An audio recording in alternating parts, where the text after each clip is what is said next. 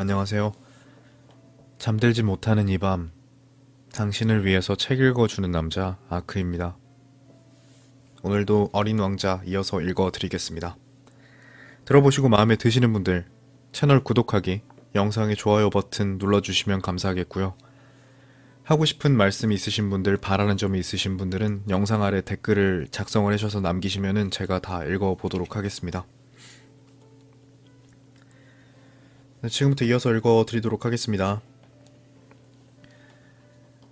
나는 곧 그 꽃에 대해서 더 자세히 알게 되었다. 전부터 어린 왕자의 별에는 꽃잎이 한 겹인 작은 꽃들이 살고 있었다. 나는 곧 그 꽃에 대해서 더 자세히 알게 되었다. 전부터 어린 왕자의 별에는 꽃잎이 한 겹인 작은 꽃들이 살고 있었다. 그 작은 꽃들은 자리를 별로 차지하지도 않았고 어린 왕자를 귀찮게 하지도 않았다. 어느 날 아침 풀 속의 모습을 드러냈다가 저녁이면 곧 사라져 버리곤 하는 그런 꽃들이었다. 그런데 어디에서 날아왔는지 알 수 없는 어떤 씨앗으로부터 어느 날 그 꽃은 싹을 틔웠던 것이다. 그는 다른 싹들과는 닮지 않은 그 꽃의 싹을 유심히 지켜보았다. 바오밥 나무의 일종인지도 모를 노릇이었으니까. 그런데 그 작은 나무는 곧 성장을 멈추고 꽃을 피울 준비를 하기 시작했다. 커다란 꽃망울이 맺히는 것을 지켜보고 있노라니 거기에서 어떤 기적 같은 것이 나타날 것만 같았다. 그러나 꽃은 초록색 꽃방 속에 숨어서 자기의 고운 모습을 준비하는 데 여념이 없었다. 세심하게 빛깔을 고르고 꽃잎을 하나 둘씩 다듬으면서 천천히 옷을 입고 있었던 것이다. 그 꽃은 개양귀비 꽃처럼 구겨진 모습으로 나타나고 싶지는 않는 모양이었다. 자신의 아름다움이 가장 빛날 때가 오면 비로소 나타나고 싶어 했다. 아, 정말이지 귀여운 꽃이었다. 그 신비로운 몸단장이 며칠씩이나 계속되지 않을 수 없었으리라. 그리하여 어느 날 아침 해가 떠오르는 바로 그 시간에 그 꽃은 자태를 드러냈다. 그런데 그처럼 공들여 몸치장을 한 그 꽃은 하품을 하며 말하는 것이 아닌가. 아, 이제 막 잠이 깼답니다. 죄송합니다. 제 머리가 온통 헝클어져 있죠? 어린 왕자는 감탄을 억누를 수가 없었다. 정말 아름다우시군요. 그렇죠? 나는 해와 같은 시각에 태어났답니다. 꽃이 살며시 대답했다. 어린 왕자는 그 꽃이 그다지 겸손하지 않다는 것을 알아챘지만 그 꽃은 너무나 감동적이지 않은가. 꽃이 말했다. 아침 먹을 시간이시죠? 제 식사도 좀 생각해 주시겠어요? 어린 왕자는 무척 당황했지만 물뿌리개를 가지고 와서 꽃에게 신선한 물로 식사를 대접했다. 이렇듯 꽃은 조금 까다로운 허영심으로 어린 왕자를 괴롭히기 시작했다. 어떤 날은 자기가 가진 가시 4개에 대해서 이야기하다가 어린 왕자에게 이렇게 말하는 것이었다. 호랑이들이 발톱을 세우고 올 수도 있겠네. 내 별에는 호랑이는 없어요. 게다가 호랑이는 풀을 먹지도 않고요. 어린 왕자가 대꾸했다. 하지만 난 풀이 아니란 말이에요. 꽃이 살며시 대답했다. 미안해요. 나는 호랑이 따위는 안 무서워요. 하지만 바람은 딱 질색이죠. 혹시 바람막이 가지고 있으세요? 바람이 질색이라니. 식물이 그러면 어떡하지? 이 꽃은 꽤나 까다롭군. 어린 왕자는 생각했다. 저녁에는 나에게 유리 덮개를 좀 씌워주세요. 당신이 사는 이곳은 너무도 추워요. 시설도 나쁘고 내가 살던 곳에는. 그러더니 꽃은 갑자기 말을 멈추었다. 그 꽃은 씨앗의 몸으로 이곳에 왔었다. 그러니 다른 세상에 대해서 아는 것이 있을 리가 없었다. 그렇게 뻔한 거짓말을 하려다 들킨 게 부끄러워진 꽃은 자기 잘못을 어린 왕자 탓으로 돌리려는 듯 두어 번 기침을 했다. 아, 바람막이 좀 가져다 달라고 했잖아요. 아, 찾아보려고 하던 참인데 당신이 말을 계속했잖아요. 그러자 꽃은 어린 왕자에게 가책을 느끼게 하려고 일부러 더 세게 기침을 했다. 이렇게 해서 어린 왕자는 사랑에서 우러나온 호의를 가지고 있으면서도 곧 꽃을 의심하기 시작했다. 그는 꽃이 하는 대수롭지 않은 말들을 심각하게 받아들이고서는 매우 기분이 언짢았던 것이다. 어느 날 그는 나에게 털어놓았다. 그때 그 꽃의 말을 귀담아 듣는 게 아니었어. 꽃들의 말에는 절대로 귀를 기울이면 안 되는 법이야. 바라보고 향기를 맡기만 해야 돼. 내 꽃은 내 별을 향기로 뒤덮었는데도 나는 그게 얼마나 좋은 건지 몰랐던 거야.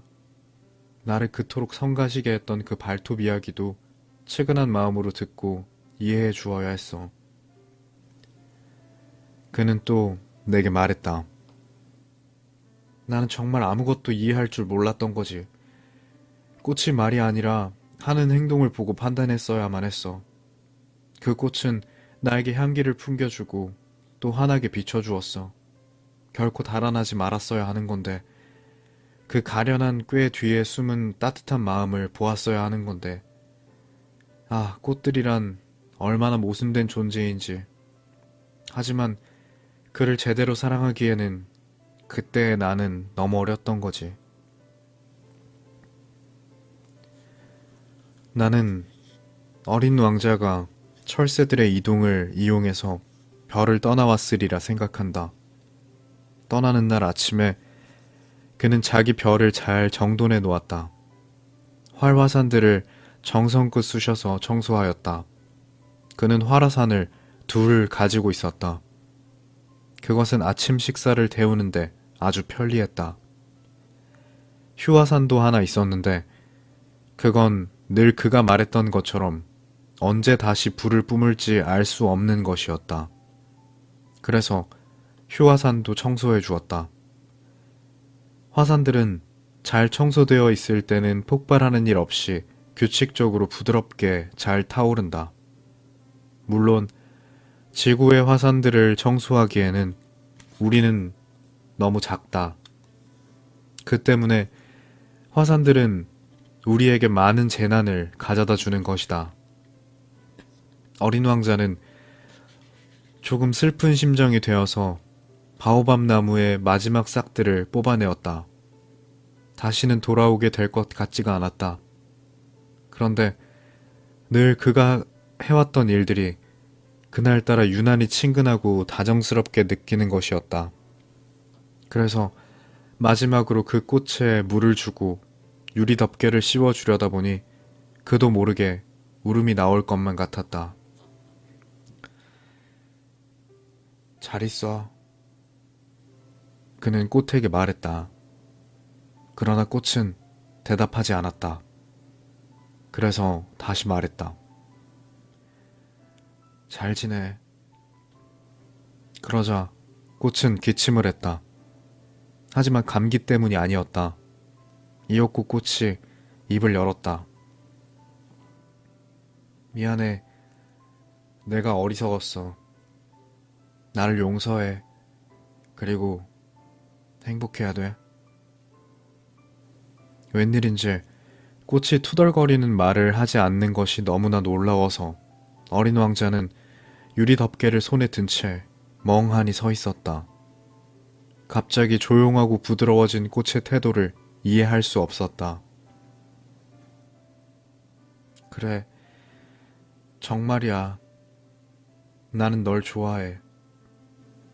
꽃이 말했다.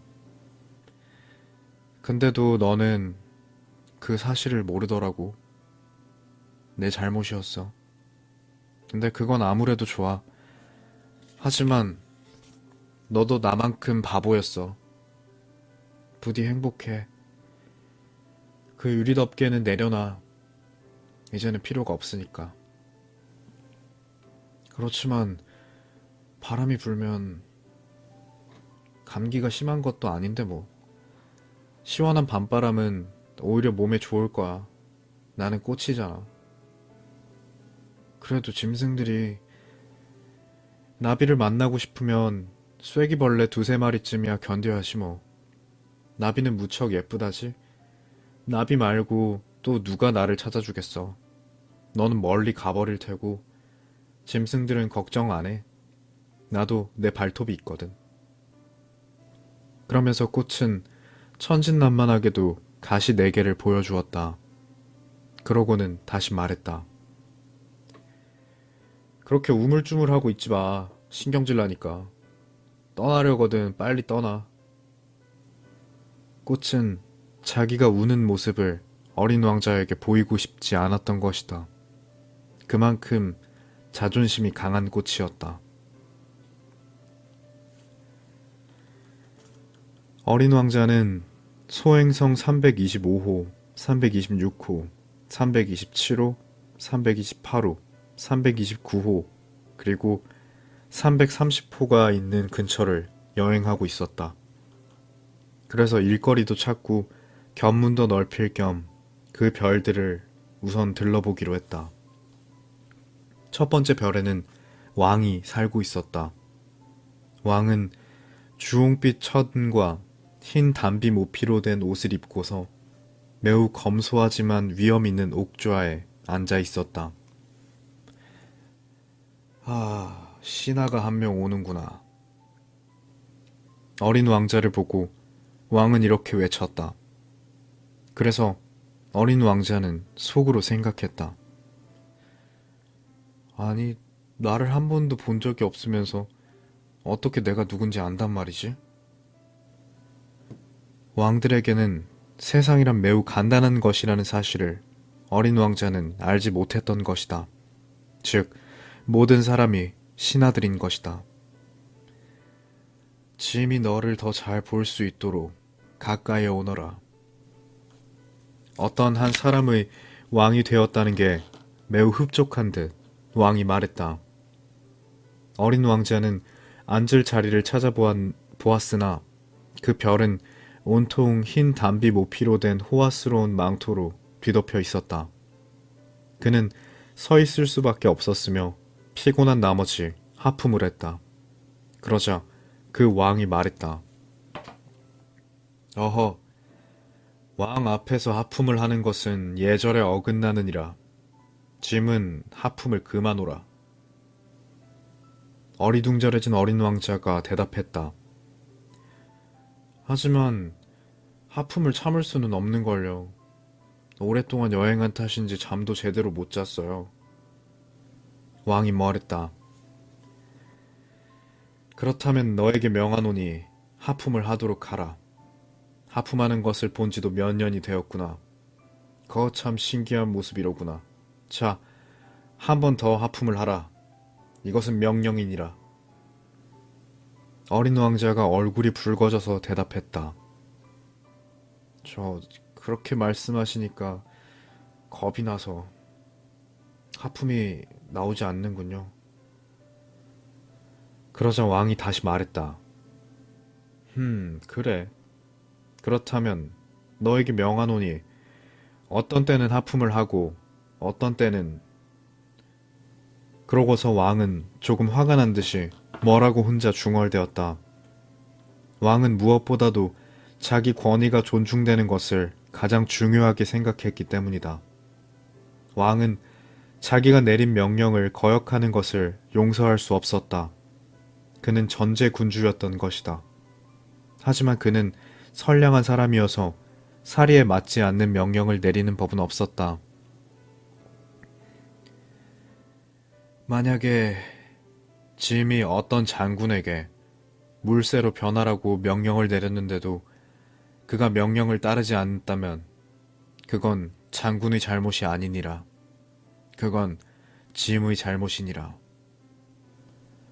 왕은 평소에 늘 이렇게 말하곤 했다. 저기 근데 좀 앉아도 될까요? 어린 왕자가 조심스레 물었다. 너에게 앉기를 명하노라. 왕이 흰 담비 망토 자락을 근엄하게 걷어 올리며 말했다. 그러나 어린 왕자는 의아해하고 있었다. 별이 이토록 조그마한데 대체 뭘 다스린다는 걸까? 저기 전하, 여쭈어 볼 것이 있습니다. 그러자 왕이 얼른 대답했다. 너에게 명하노니 질문을 하라. 전하, 전하는 무엇을 다스리십니까? 모든 것을 다스린다.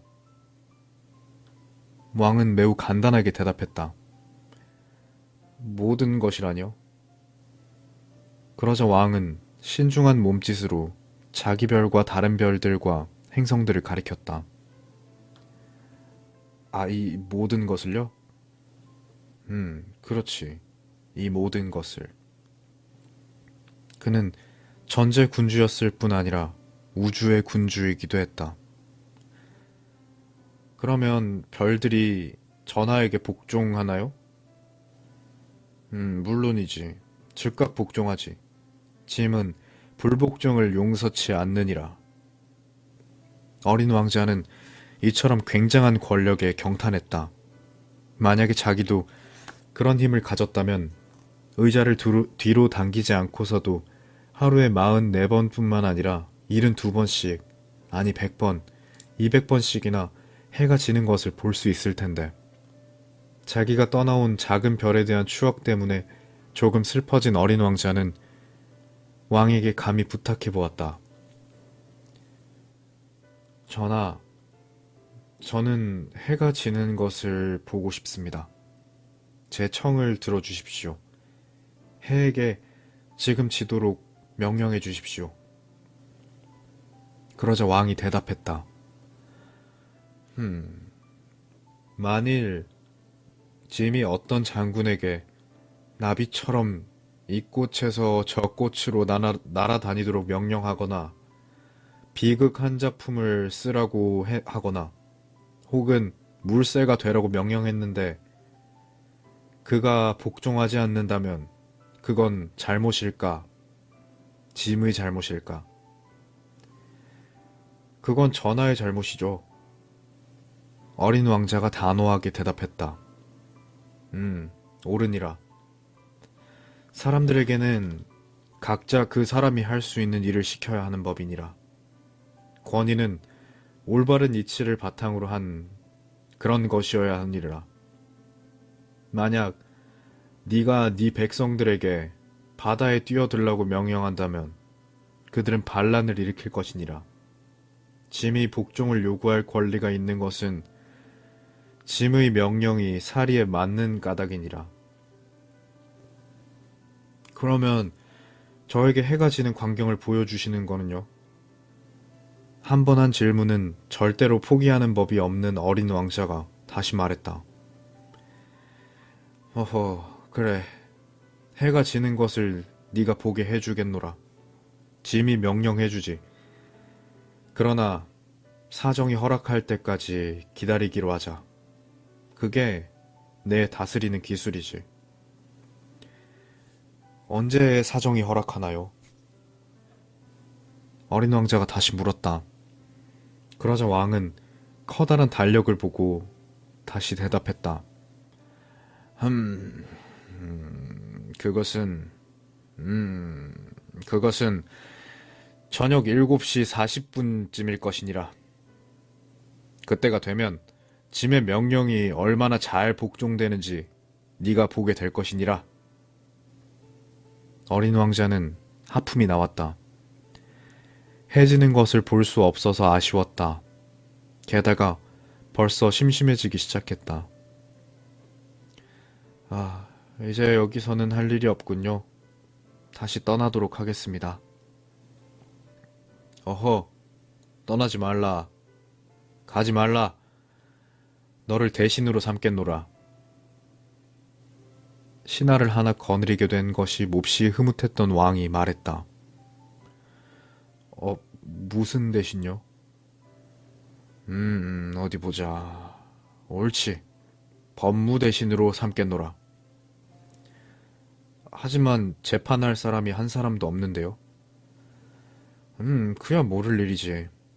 짐은 아직 짐의 왕국을 돌아보지 않았느니라. 짐은 매우 늙었는데 사륜 마차를 둘 자리도 없고 걸어 다니자니 너무 힘들구나. 왕이 말했다. 아, 제가 벌써 다 보았어요. 어린 왕자는 몸을 구부려 별의 저쪽 편을 다시 한번 보면서 말했다.